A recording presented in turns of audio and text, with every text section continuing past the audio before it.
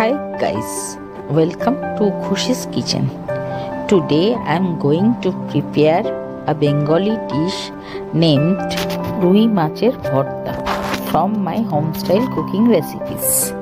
If you like the recipe, then do like, share and subscribe the channel Khushi's Kitchen. Let's start the video while giving thanks to all of my old friends and also welcome new friends too.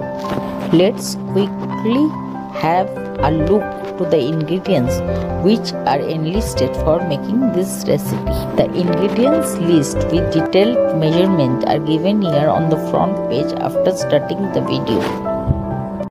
মাছের ভর্তা বানাতে এখানে আমি বেশ কটা রুই মাছের piece নিয়ে নিয়েছি। মাছগুলিকে প্রথমে নুন হলুদ মাখিয়ে নিচ্ছি। গ্যাসে একটা ডেকচি বসাচ্ছি, ওর মধ্যে স্বাদ মতো নুন এবং অল্প হলুদ দিচ্ছি। জলটা ফুটে উঠলে পরে মাছগুলিকে ওর মধ্যে দিয়ে দিচ্ছি এবং সুসেদ্ধ করে নিচ্ছি। যখন মাছগুলো সুসেদ্ধ হয়ে গেল তখন মাছগুলি জল থেকে তুলে ছেঁকে একটা পাত্রে রেখে দিচ্ছি। মাছগুলি যখন ঠান্ডা হয়ে গেল তখন মাছের কাঁটাগুলি ভালোভাবে বেছে নিচ্ছি। এরপর ওই মাছগুলি আরেকটি পাত্রে নিয়ে নিচ্ছি। এইবার ওই কাঁটা বাছা মাছগুলির মধ্যে অ্যাড করছি পরিমাণ মতো নুন, বেশ কিছুটা টিক্কা মশলা, চাট মশলা এবং আমচুর পাউডার। একবার ভালো করে হাত দিয়ে কাটা ছাড়া মাছগুলিকে মেখে নিচ্ছি এই মশলাগুলো দিয়ে। এরপর ওর মধ্যে অ্যাড করছি বেশ কিছুটা পরিমাণে জোয়ান, ধনেপাতা কুচি এবং বেশ কিছুটা পরিমাণে লঙ্কা কুচি এবং একটি পাতি লেবু হাফটা স্কুইজ করে দিচ্ছি। একটা পাত্র নিয়ে দইটাকে ভালো করে ফেটিয়ে নিয়ে ওর মধ্যে অ্যাড করছি স্বাদ মতো নুন, বেশ কিছুটা পরিমাণে হলুদ গুঁড়ো, বেশ কিছুটা পরিমাণে লাল লঙ্কার গুঁড়ো, বেশ কিছুটা পরিমাণে কাশ্মীরি লাল লঙ্কার গুঁড়ো এবং বেশ কিছুটা পরিমাণে জিরে এবং ধনে গুঁড়ো ও চিনি অল্প পরিমাণে। এবার গ্যাসে একটা কড়া বসাচ্ছি।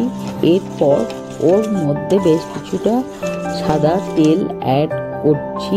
তেলটা গরম হয়ে গেলে পরে প্রথমে ওর মধ্যে কোচানো পেঁয়াজ অ্যাড করে দিচ্ছি, তার সঙ্গে দুটো কাঁচা লঙ্কা ভেঙে দিচ্ছি এবং অল্প নুন দিয়ে লাল লাল করে ভেজে নিচ্ছি। যখন পেঁয়াজটা লাল লাল করে ভাজা হয়ে এসেছে তখন ওর মধ্যে অ্যাড করে দিচ্ছি রসুন কুচি এবং আদা কুচি এবং কুক করছি যতক্ষণ না আদা রসুনের কাঁচা গন্ধটা চলে যায়। এরপর ওই ভর্তার মাছগুলি অ্যাড করে দিচ্ছি ওই সেম কড়ায়। গ্যাসের ফ্লেমটা হাই করে এবারে ওই ভর্তাটার সঙ্গে পেঁয়াজ আদা রসুনটা দিয়ে খুব ভালো করে কষে নিচ্ছি মিনিট 2 থেকে 3 জন্যে। যখন মাছগুলি কষা হয়ে গেল তখন ওর মধ্যে পূর্বে ফেটিয়ে রাখা দই সমেত মশলাগুলো অ্যাড করে দিচ্ছি এবং অল্প একটু জল অ্যাড করছি ওই বাটিটা ধুয়ে। গ্যাসের ফ্লেমটা মিডিয়াম করে সমস্ত মশলাগুলি এবং দইটার সঙ্গে মাছগুলিকে ভালো করে আরেকবার কষিয়ে নিচ্ছি। মিনিট 3-4 কষানোর পরে ওর মধ্যে অ্যাড করছি পূর্বে কেটে রাখা ক্যাপসিকামগুলিকে। যখন মাছের কষানোটা মিডিয়াম পর্যায়ে 50 to 60% হয়েছে তখন ওর মধ্যে বেশ কিছুটা টমেটো সস অ্যাড করে দিচ্ছি এবং ভালোভাবে খুন্তি দিয়ে মিশিয়ে নিচ্ছি সমস্তটাকে।